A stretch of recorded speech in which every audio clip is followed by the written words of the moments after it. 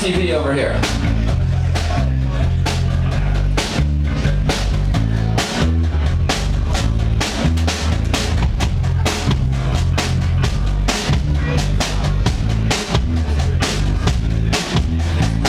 Special thanks to Will, who's running sound and lighting. He helped me bring up that sheet up there for a special holiday TV situation here. Well, let's see what we got. Well, here we are on the documentary channel. This is the Complete History of Communism documentary, Chapter 6, Story of Vietnam. I've been working on this documentary series for a while. I've sort of been completing the chapters out of order, but anyway, you don't care about that. Here we go. East of Thailand, south of China, is the country called Vietnam. They fought for centuries to free themselves from the Chinese. They wanted independence for so long. They were free 900 years, then there came a time of tears when Vietnam was conquered by the French. Made to slave in French plantations under Western exploitations that they've not forgotten ever since. A student there called Ho left his Vietnam to go become a cook for European sailors. He lived in Harlem, London, and France, and he got a first-hand chance to see the Western world's successes and failures. After World War I's collapse, when the world redrew its maps at the treaty meeting in Versailles, Ho attended pleading they give Vietnam its freedom, but they wouldn't even let him try. Ho knew the USA had been a colony one day, and he admired the way we had fought before him.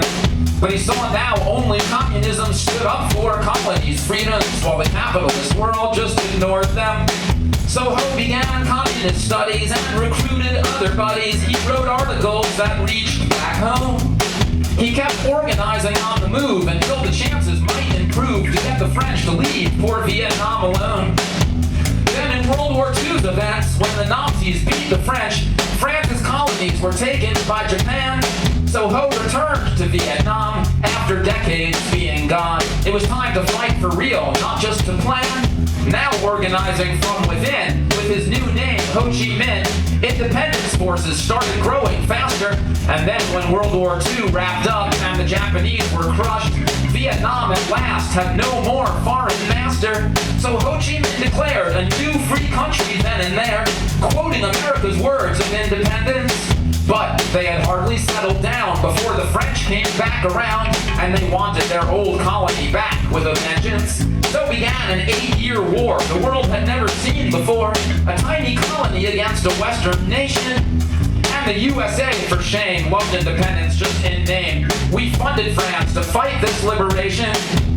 Because in 1949, the communists had won in China, so the US wanted Europeans in control there. Vietnam now had the challenge of being right between the balance of big forces all trying to have a hold there. Then, unbelievable but true, in '54 at Dien Bien Phu, France was beaten. Vietnam was free in triumph. The guy in charge on France's side even committed suicide when he realized little David really beat Goliath. But the powers in the West would only compromise at best. We said, okay, Vietnam can have its own elections, but you have to wait 2 years, and right now to calm our fears, we'll cut the country in 2 temporary sections. The communists can have Hanoi, but the US will employ this corrupt guy named Diem to run Saigon. But if the voting had gone forth, it would have won things for the North. So Diem never let the vote go on. And so began the Southern struggle. Communist Viet Cong rebels trying to defeat their Southern leader.